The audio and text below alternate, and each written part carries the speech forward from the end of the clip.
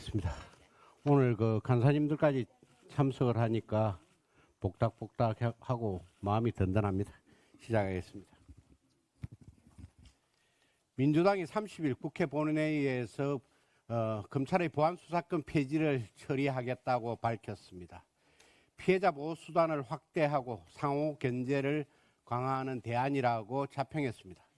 그렇게 좋은 개정안이라면 왜 정성호 법무부 장관이 그 좋은 검찰 개혁을 계속하지 않고 사퇴하겠다고 하겠습니까? 보안수사권 폐지 이후 범죄 대란의 책임을 지게 되는 것이 두려워서 아니겠습니까? 민주당은 중수청에 7개 범죄에 대한 보안수사 전담부서를 만들겠다고 합니다. 형사사법체계를 뒤집어 놓고 달랑 부서 하나 만드는 것이 대안입니까? 향후 일어날 혼란을 모두 전담부서에 전가시키고 민주당은 적당히 면피하겠다는 잔수입니다. 정권 송치 대상 범죄를 7대 범죄에만 제한한 것도 문제입니다. 실제 형사사건은 이런 유형의 범죄가 혼재되어 있습니다. 하나의 사건에 폭행, 사기, 성범죄 등의 혐의가 얽혀 있기도 합니다. 장윤기 사건도 국수본의 지시로 성폭행, 스토킹 사건과 살인 사건을 분리 수사한 것이 문제 아니었습니까? 피해자의 자료, 의견 제출권과 고발인의 이의신청권 확대도 본질적 대안이 아닙니다. 이런 권리는 변호사의 조력이 있어야 제대로 활용할 수 있습니다. 즉 피해자나 고발인의 경제력에 따라 법적 보호 수준이 달라지는 것입니다. 사회적 약자를 위한다는 정책이 정작 사회적 약자를 외면하는 모순입니다. 민주당이 보안수사권을 해체하고 내놓은 대안이 고작 이런 수준입니다. 검찰에 대한 복수심과 전당대회 욕심 때문에 우리 국민이 졸속 법안의 실험 대상이 되었습니다. 국민이 실험실의 지로 보입니까? 누차 경고했지만 보안수사권 폐지 이후 범죄 대란은 현실이 됩니다. 그때가 오면 민주당은 국민의 분노를 피할 수 없을 것입니다. 그 모든 책임이 민주당에게 있기 때문입니다. 어제 윤석열 전 대통령 공직선거법 1심 재판 결과가 나오자마자 민주당에서 일제히 우리 당에 397억 원을 내놓으라고 공세를 퍼부었습니다. 민주당 의원 여러분, 정말 실소를 금할 수 없습니다. 민주당은 언젠가는 이재명 대통령의 공직선거법 위반 때문에 434억 원을 토해내야 합니다. 그 시기만 정해지지 않았을 뿐 이미 확정된 운명입니다. 우리 당의 397억 원 판결은 이제 1심이지만 민주당 의원 여러분들이 주장하는 434억 원 국고 반환은 2025년 5월 1일 대법원의 파기환송 판결로 사실상 확정된 것입니다. 2심 재판부가 대통령의 불소추 특권을 억지로 해석해서 재판을 연기하고 있는 바람에 민주당의 434억 원 국고 반환도 보류되고 있을 뿐입니다. 민주당은 내 집에 폭탄 떨어진 것도 모르고 남의 집 불구경 가는 한심한 정당입니다. 한동안 우리 당을 상대로 신천지 정교 유착 정당이라고 정당 해산 운운하더니 최근 본인들의 신천지 유착 전모가 드러나고 있지 않습니까? 설마 공소 취소 특검으로 이재명 대통령의 공직선거법 재판까지 없애버리겠다는 흑꿈을 꾸고 있는 것이 아니길 바랍니다. 형사소송법 255조에 따라 공소 취소는 1심 판결의 선고 전까지만 가능합니다. 이미 1심과 2심 판결에 3심 파기환송까지 나온 이재명 대통령 공직선거법 재판은 공소 취소가 불가능합니다. 혹시 민주당은 434억 원 국고 반환을 막기 위해 형소법 255조도 뜯어 고쳐서 공소 취소를 할 겁니까? 그런 입법 쿠데타는 국민들께서 결코 용납하지 않을 것입니다. 사법부는 명심해야 합니다. 국민의힘 397억 원이 걸린 선거법 재판에는 633 원칙을 칼같이 적용하면서 민주당 434억 원이 걸린 선거법 재판은 무기한 보류한다면 이는 공정하지 않은 것입니다. 국민의힘은 야당이니까 397억 원을 조속히 반환해야 하고 민주당은 여당이니까 434억 원 반환을 무기한 연기해 준다면 이는 명백히 불공정한 야당 차별입니다. 법원은 이재명 대통령의 공직선거법 재판 당장 속개하십시오. 재판 속개가 공정이고 재판 속개가 정의입니다. 호주에서 같이 골프를 친 김문기를 몰랐다는 거짓말, 국토부의 협박을 받아 백현동 사업용도 변경을 했다는 거짓말, 국민을 속이고 유권자를 속인 명백한 거짓말, 반드시 선거법 위반으로 처벌해야 합니다. 마치겠습니다. 선거관리위원회에 대한 국민의 신뢰가 끝없이 추락하고 있습니다. 선거관리의 부실과 무능, 공직자로서의 무책임이 민주주의의 근간을 흔드는 수준에 이른 것입니다. 게다가 이번 지방선거뿐만 아니라 지난 2024년 22대 총선 당시에도 전산 조작 의혹이 제기됐고 선관위가 투표수와 투표율을 전산 조작했다는 내용의 국민감사 청구를 별다른 조사 없이 2차례나 기각, 각하한 것으로 알려졌습니다. 이는 선관위의 문제를 바로잡을 수 있었던 기회를 사실상 방치하고 외면한 것이나 다름없습니다. 국민들께서 과연 선관위의 말을 믿고 신뢰할 수 있겠습니까? 장동혁 당 대표께서 어제 직접 중앙선거관리위원회에 출석해서 선거 소청, 구두 변론에 나선 이유도 바로 여기에 있습니다. 사건을 은폐하거나 축소하는 데 급급한 선관위의 행태를 바로잡고 국민 앞에 진실을 밝히기 위해서입니다. 이번 사태를 6.3 지방선거만의 문제로 한정해서는 안 됩니다. 지금까지 드러난 문제와 제기된 의혹 모두를 특검을 통해 낱낱이 밝혀내야만 합니다. 그것이 바로 국민의 엄중한 명령입니다. 과거 문재인 정부는 집값을 잡겠다며 다주택자에 대한 종부세 중과 등 징벌적 세금 규제를 밀어붙여서 대한민국 부동산 시장을 똘똘한 한 채의 문화로 몰아갔습니다. 그런데 이제 이재명 정부는 다음 달 초 발표할 세제 개편안에 1주택 보유자의 양도소득세와 종합부동산세 부담을 늘리는 방안을 담겠다고 합니다.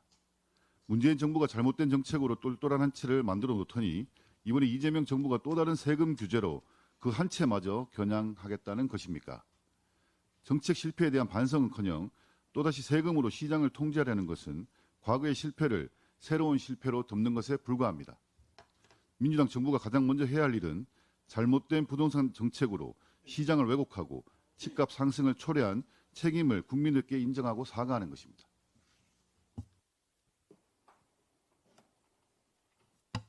예, 원내 운영수 부대표 김성수입니다.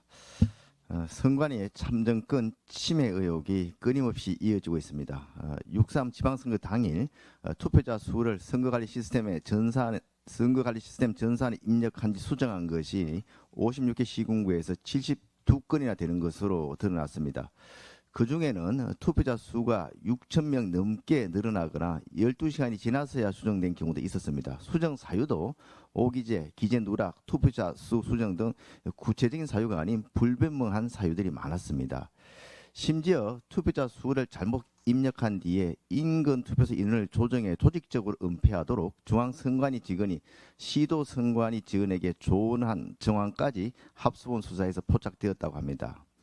게다가 중앙선관위가 22대 국회의원 선거에서도 투표수와 투표율을 전산 조작했다는 내용의 감사 청구가 있었습니다마는 선관위는 서면 심사만으로 청구를 각하해 뭉갰다는 것이 확인이 되었습니다.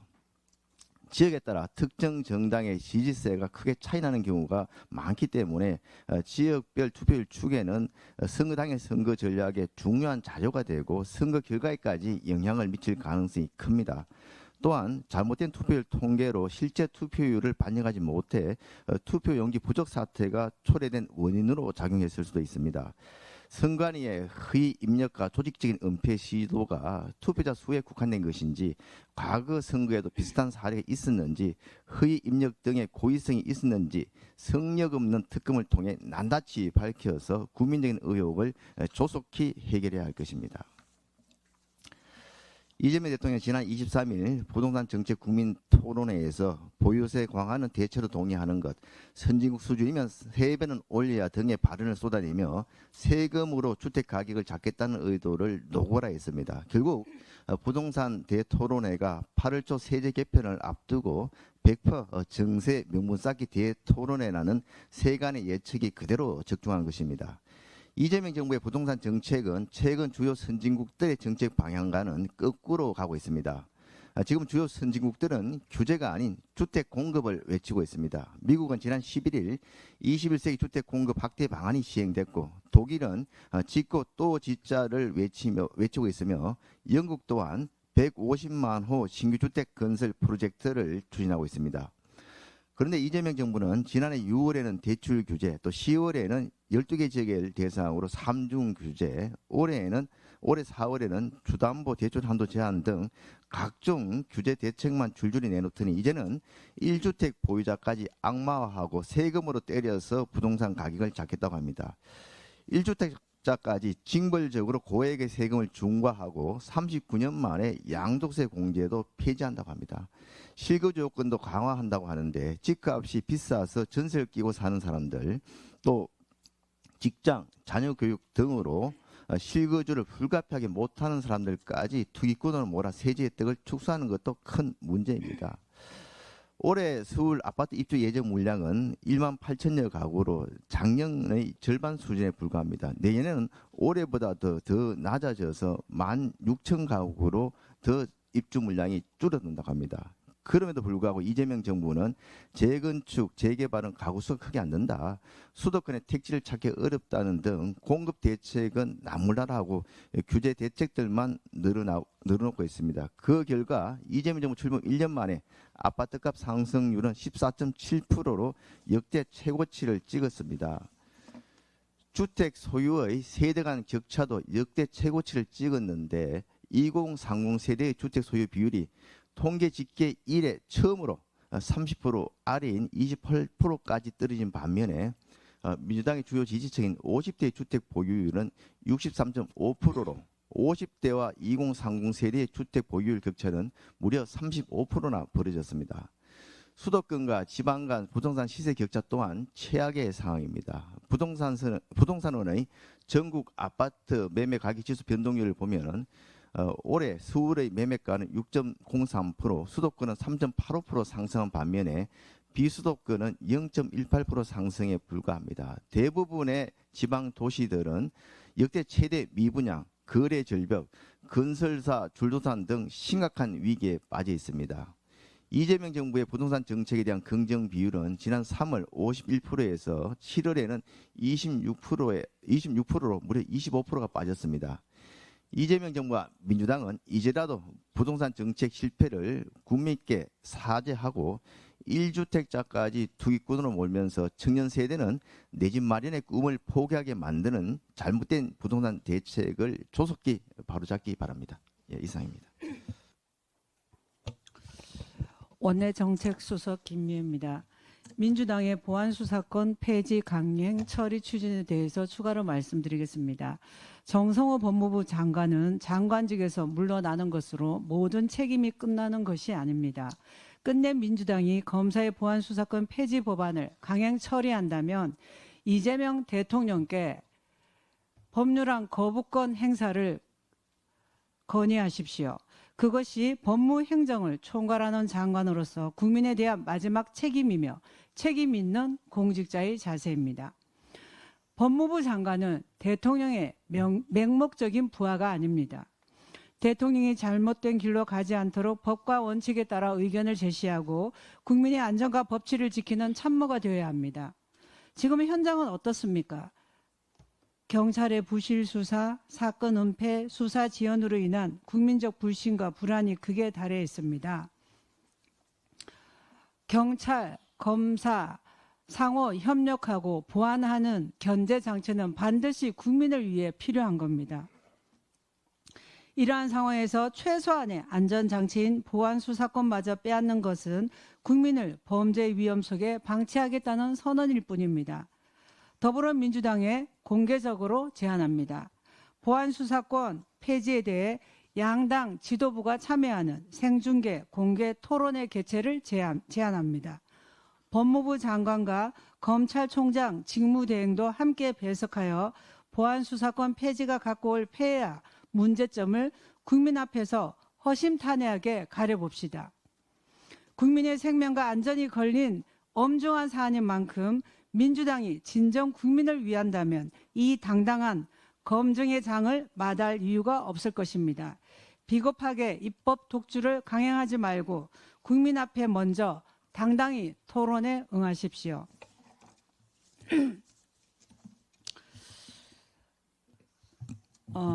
이 포스트를 한번 봐주십시오. 이재명 대통령이 20대 대선 후보 시절 국민께 직접 약속했던 부동산 공약입니다.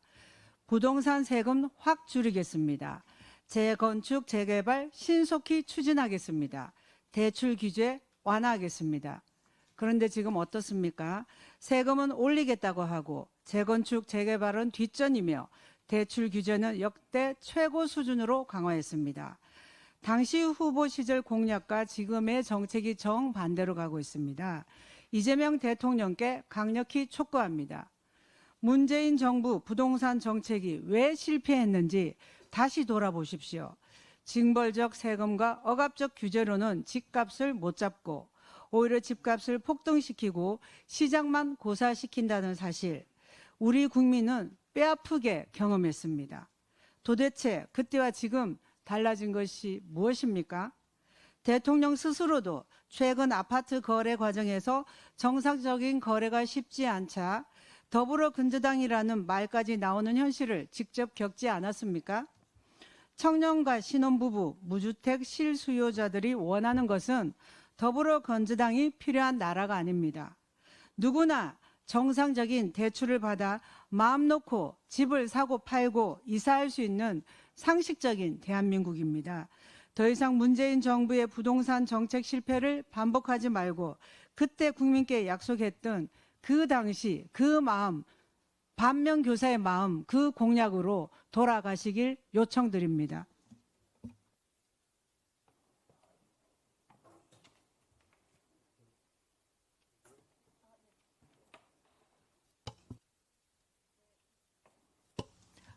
문체위 국민의힘 간사를 맡게 된 서초갑의 조은희 의원입니다. 이번 주 목요일 문체위에서는 대한축구협회 관련 청문회가 예정되어 있습니다. 대한축구협회를 둘러싼 각종 논란은 이제 특정 단체만의 문제가 아니라 우리 축구의 공정성과 신뢰에 관한 국민적 관심사가 되었습니다. 선수들은 땀 흘려 뛰고 국민들은 한마음으로 응원하는데 우리 축구의 운영의 불투명성과 반복되는 잡음은 국민들께 큰 실망을 안겨주고 있습니다. 청문회는 누구를 망신 주기 위한 자리가 아닙니다.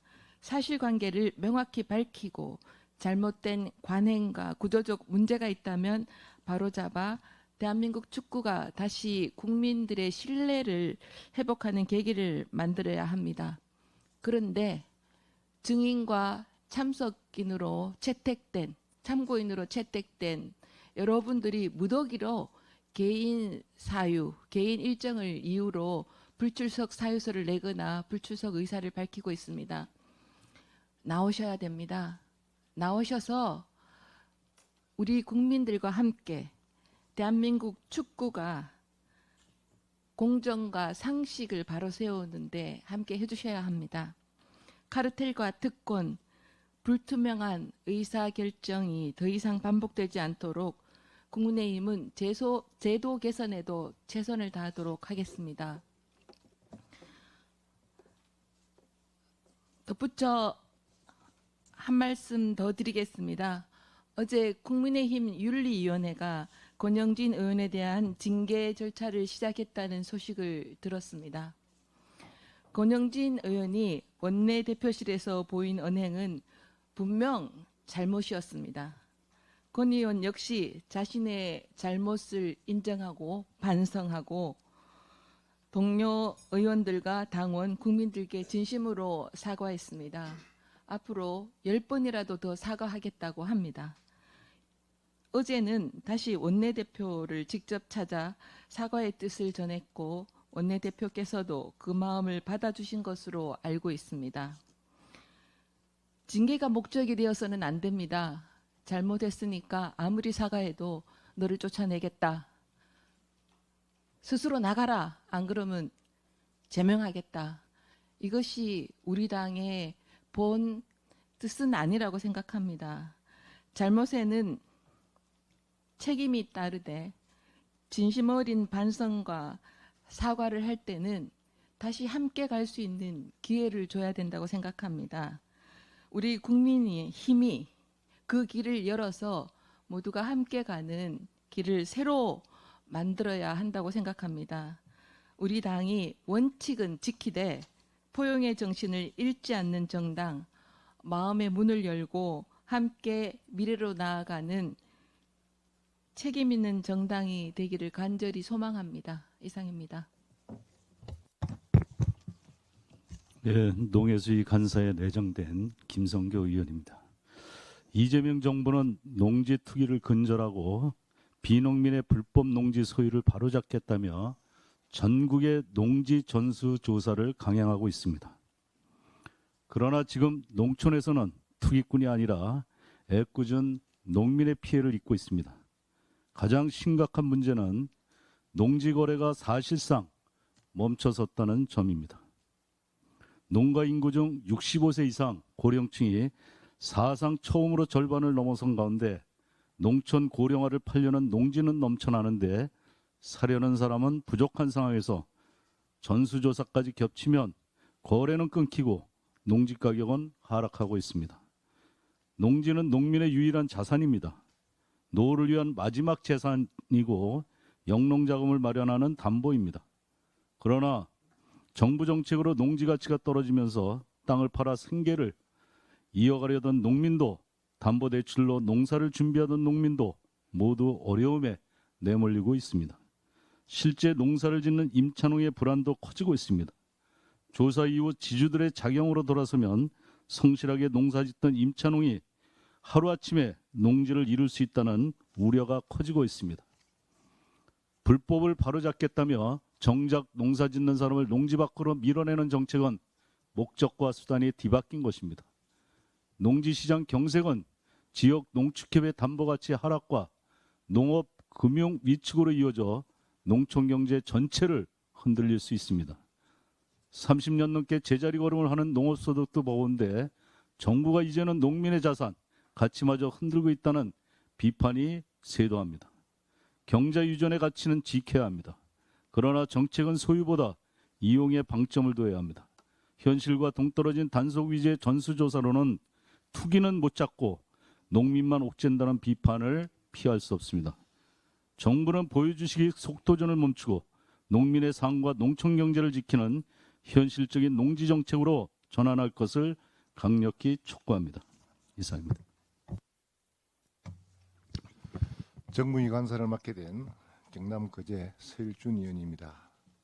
최근 이재명 대통령의 분당 아파트 거래에서 활용된 이른바 매도인 건재당 설정이 부동산 시장의 새로운 거래 방식으로 확산되고 있습니다. 이 대통령 부부는 아파트를 29억 원에 매각하면서 매수인을 채무자로 약 18억 원가량의 건재당을 설정했습니다. 이후 서울 강남권뿐만 아니라 수도권 아파트를 넘어서 지방에서까지 집주인 대출 찬스라는 문구가 등장하고 있습니다. 정부는 고강도 대출 규제로 실수요자의 자금줄을 막아 놓았습니다. 그런데 대통령께서는 매수인에게 매매 대금 지급을 밀어주고 건재당권을 설정하는 방식으로 새로운 자금 조달의 길을 보여줬습니다. 비록 법적으로 금지되지 않았다는 말만으로 넘어갈 문제는 아닙니다. 은행 대출을 받지 못하는 서민들은 내 집 마련의 꿈을 꿀 수가 없지만 막대한 자금력을 가진 매도인을 만난 사람은 개인간 금융을 통해 규제를 우회할 수 있게 되었습니다. 규제의 목적이 투기를 막고 실수요자를 보호하는 것이라면 누구에게나 공정하게 적용되어야 합니다. 국민에게는 대출 문턱을 높여놓고 대통령의 거래에서는 유해적인 방식이 활용된다면 어느 국민이 대통령을 믿고 정부 정책을 신뢰하겠습니까? 그럼에도 불구하고 지난 27일 한성숙 총리가 주재한 부동산 대토론회에서 이어건 금융위원장은 부동산 대출 규제는 일관되게 엄격하게 가야겠다. 그것이 불가피하지 않나라는 발언을 한 바 있습니다. 지난 23일 이재명 대통령의 일방통행식 국민대 토론회에 이어 제2차 답정너 국민대 토론회입니다. 대통령의 거래가 부동산 시장에 잘못된 신호를 줘놓고는 국민에게만 엄격한 규제를 견디라고 합니다. 국민에게는 금융회사의 문턱을 높여놓고 자금력이 있는 사람들끼리는 개인 간 금융을 통해 얼마든지 우회할 수 있도록 방치하는 것이 엄격한 관리입니까? 정부는 이번 거래가 시장에 미친 영향과 집주인 대출 찬스의 확산 실태부터 즉각 점검해야 합니다. 아울러 청년과 신혼부부, 무주택 실소유자의 내 집 마련 사다리까지 걷어차고 있는 획일적인 대출 규제도 전면적으로 재점검해야 합니다.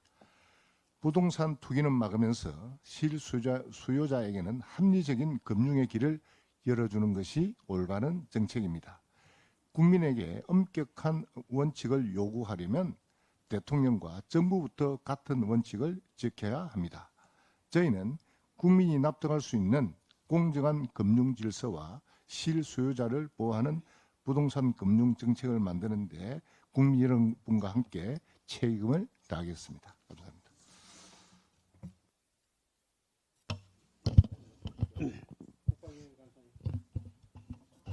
제가 먼저 한 말씀 드리겠습니다. 첫 자리라서 될 수 있는 말씀을 줄이려고 했습니다.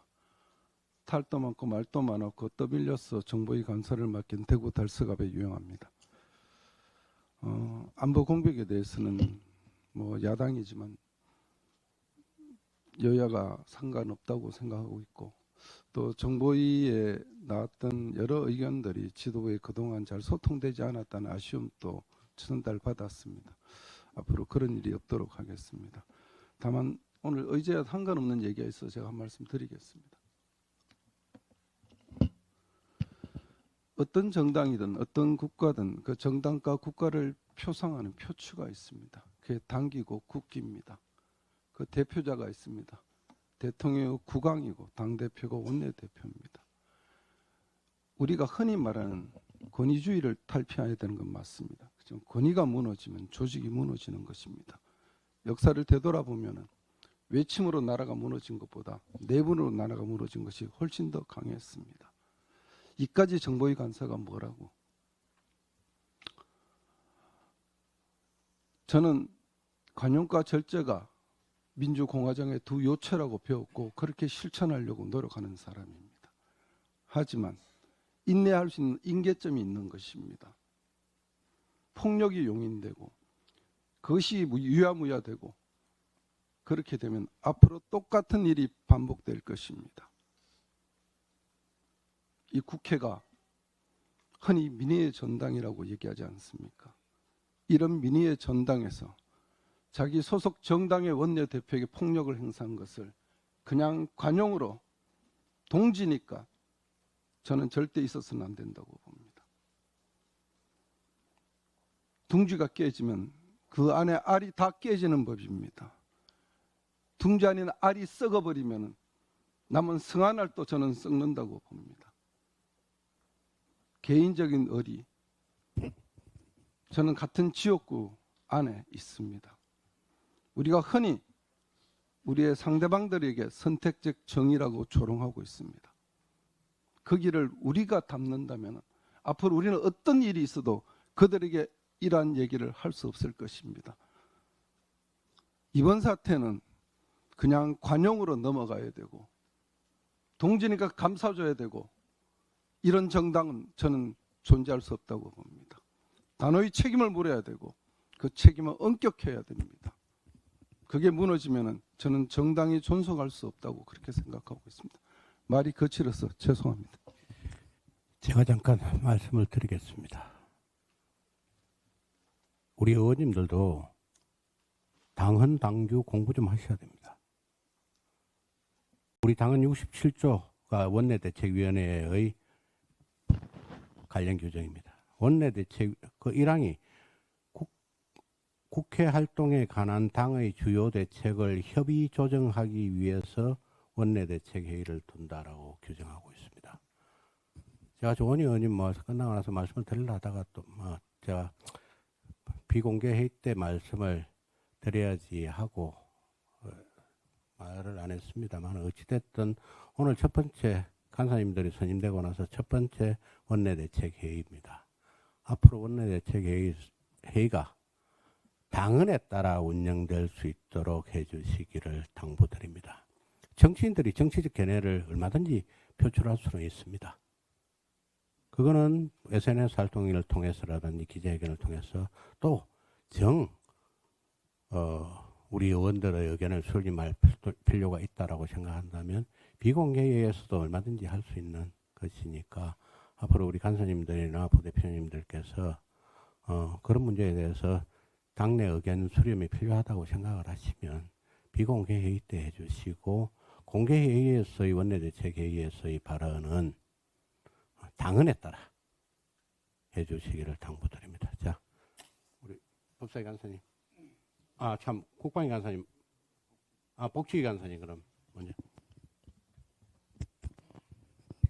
네, 후반기 보건복지위원회 간사로 내정된 백종원 의원입니다. 보건복지위원회는 국민이 태어나는 순간부터 생 마치는 날까지 국민의 한 사람 한 사람의 삶을 다루는 상임위원회입니다. 필수의료 확충과 지역의료 확 정상화, 건강보험과 국민연금의 지속 가능성, 초저출생 고령화 대응에 이르기까지 어느 것 하나 국민의 오늘과 내일에 직결되지 않는 과제가 없습니다. 오늘의 정책 결정이 미래세대 삶과 부담에까지 영향이 미치는 만큼 더욱 세심하고 책임 있는 자세로 임해야 합니다. 그러나 이재명 정부가 원칙도 재정도 책임을 시비로 붙이는 포퓰리즘 정책에 대해서는 철저하게 검증하고 잘못된 정책은 분명히 바로잡아야 합니다. 단순한 비판에 머물지 않겠습니다. 국민의힘인 국민께 신뢰받을 수 있도록 지속 가능하고 현실적인 대안도 함께 제시하도록 하겠습니다. 열심히 하겠습니다. 예, 안녕하십니까. 임종득 의원입니다. 이번 후반기 국방위원회 국민의힘 간사를 맡게 되었습니다. 이재명 정부의 안보공백에 대한 국민적 우려는 날이 갈수록 심화되고 있습니다. 안규회 국방부 장관이 방위병 복무관의 탈영호과 관련된 부분이 심화되고 있고 방첩사가 7월 31일부로 해체가 됩니다. 그리고 지금 이재명 정부는 임기 내에 전작권 전환을 조기 추진하겠다고 이야기를 하고 있습니다. 그리고 육해공군 사관학교 통폐합과 관련돼서 국민적 반대 여론이 더 많음에도 불구하고 12월 말까지 특별법을 통과시키고 28년에는 시행을 하겠다고 하고 있습니다. 야당의 국방위 간사로서 국민들이 우려하는 이 사안들에 대해서 확인할 것은 확인하고 막았을 것은 반드시 막아서겠습니다. 감사합니다.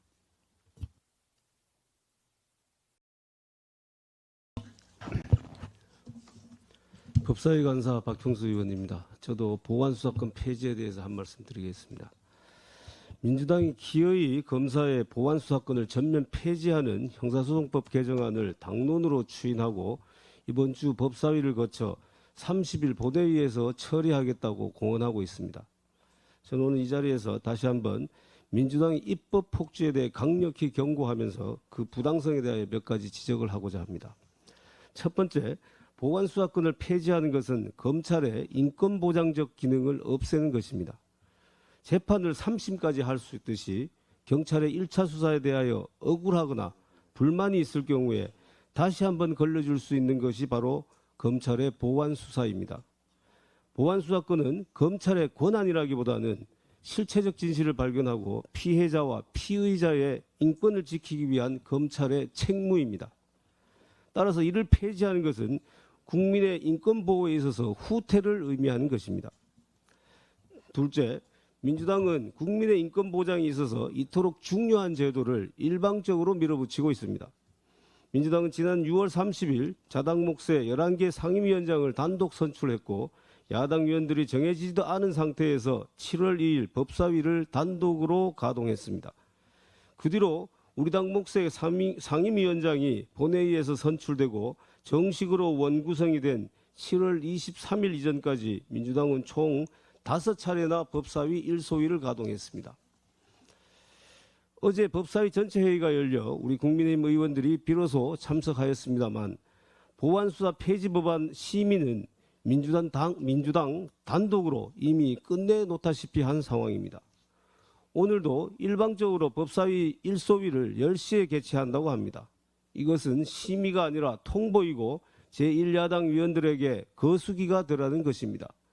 민주당은 일방적인 국회 운영을 즉각 중단해야 합니다. 셋째, 민주당이 내놓은 보완책으로는 결코 보완될 수 없습니다. 민주당은 보완수사 폐지에 대한 반대 여론이 들끓자 중대범죄수사청에 보완수사 전담 부서를 두겠다고 합니다. 또한 아동학대, 가정폭력, 성범죄, 아동성범죄, 스토킹, 장애인학대, 노인학대 등 7대 범죄에 대해서는 전권 송치를 하겠다고 합니다. 경찰이 수사하고 공소청이 기록을 보고 공소청이 보완 수사를 요구를 하고 중수청이 보완 수사를 하고 다시 공소청이 판단하는 이러한 구조를 가지고는 실체적 진실 발견은 더욱 요원하게 될 뿐입니다. 특히 양쪽 당사자의 진술이 정반대이고 다른 증거가 없는 경우에 기소하는 검사가 직접 확인하지 못하고 다른 기관에서 한 진술을 2차적으로 전달받아서 그걸 토대로 기소 여부를 결정한다는 것이 말이 됩니까? 그리고 전권 송치는 기록은 넘기는 절차일 뿐이지 보완 수사를 대신할 수 없습니다. 검사가 기록에서 빠진 CCTV 자료나 참고인 등을 조사해야 될 필요성을 발견한다고 해도 직접 확보하거나 조사할 수 없고 다시 경찰의 수사를 요구한다면 사건을 송치받은 들 무슨 의미가 있겠습니까? 무엇보다도 7대 범죄 바깥에 있는 피해자들은 어떻게 할 것입니까? 살인, 사기, 전세 사기, 보이스피싱, 폭력, 우리 국민의 삶을 실제로 가장 많이 파괴하는 범죄들이 모두 빠져 있습니다. 이러한 범죄 피해자의 억울함은 무시당해도 되는 것입니까? 민주당에 강력히 요구합니다. 30일 본회의 처리 시도를 즉각 중단하십시오. 그리고 법사위 전체 회의에서 여야 모두 참석한 가운데 국민공청회, 전문가 공청회를 열고 제대로 심사합시다. 이 중대한 법안의 처리가 민주당 전당대회에 희생양으로 졸속 처리될 사안입니까? 민주당이 우리의 경고를 무시하고 일방적으로 이 법안을 본회의에 상정한다면 우리 국민의힘 법제사법위원회 위원들은 무제한 토론 등을 포함한 모든 수단을 동원해 강력히 저지할 것임을 천명합니다. 이상입니다. 예, 후반기에도 AI 문명사 대전환기 국가의 문명을 가름할 과학기술 정보통신 AI 분야 정책과 예산을 담당하게 된 최영두입니다. 대한민국 과학기술 초격차를 바탕으로 한 AI 메가 프로젝트 추진 그리고 거대한 글로벌 경쟁 속에서 우리 국회는 마침내 각성의 순간을 맞고 있습니다. 어쩌면 늦었는지 모릅니다. 호남 반도체 3대 메가 프로젝트 관건은 더불어민주당과 우리 정치권이 얼마나 각성하고 어떤 속도로 혁신해 나가느냐에 달려 있습니다. 호남 반도체의 관건은 전력, 용수, 인재라고 합니다. 그동안 더불어민주당이 발목 잡던 탈탄소 원전 에너지, 댐 건설, 주 52시간과 혁신 교육 시스템 문제가 호남 반도체의 속도와 3대 메가 프로젝트의 발목을 잡고 있습니다. 삼전닉스 같은 세계적 기업들은 어느 정부, 어느 지방자치단체든 투자 여건만 갖추면은 마다할 일이 없다고 합니다. 투자 여건, 혁신 환경을 갖추지 않은 채 팔을 비튼다고 될 일이 아닙니다. 대한민국은 60년 전 한국과학기술원, 키스트 설립, 그리고 50년 전 화학, 전기, 기계연구소 같은 분야별 과학기술연구원 설립 이후에 과학기술계 파이오니어 선배들과 글로벌 혁신 기업가들의 눈물과 땀으로 기적을 만들어 왔습니다. 그 헌신으로 만든 반도체 초격차를 바탕으로 AI 시대의 세계 경제의 주목을 받고 있습니다. 하지만 어제 중국의 창신 매물인은 상하이 증권 거래소에서 첫 상장한 이래 첫날부터 466%의 주가 폭등으로 단번에 중국 시총 1위로 올랐으며 한국 반도체 기업을 위협하고 있습니다. 국회 과학기술정보방송통신위원회는 전반기처럼 시대에 동떨어진 방송 지배 구조에 매달리고 국제사회 진보 언론단체까지 걱정하는 허위 조작 뉴스 엄담 방침으로 언론 자유를 위협하는 일을 되풀이해서는 안 될 것입니다. 국민의힘은 과학기술 정보통신 AI 발전에 AI 발전 혁신의 최고 여건을 뒷받침하기 위해서 최선을 다하겠습니다. 네, 안녕하십니까. 재정경제기획위원회 간사를 맡은 배준영 의원입니다. 이재명 정부는 우리 기업들이 반도체 호황에 아주 큰 숟가락을 얹기 위해는 아무것도 제대로 못하고 있습니다. 경제정책은 모순 자체입니다. 가속기와 브레이크를 같이 밟아서 자동차가 고장나고 있습니다. 예를 들겠습니다. 근로조건에 영향을 미치는 경영선의 판단에 파업으로 맞설 수 있다는 법을 만들었습니다. 이제 와서 시행령으로 막겠답니다. 경영진은 주주의 이익을 위해 일하라고 상법을 바꿔놓고는 리스크가 천문학적인 투자를 이사도 아닌 재벌 오너가 마음대로 하게 합니다. 서민을 위한 정부라면서 집 마련의 사다리인 전세제도를 걷어차 넘어뜨려 전월세비를 폭등하게 합니다. 서울 전체 평균 전세가가 이제 7억 원을 찍었습니다.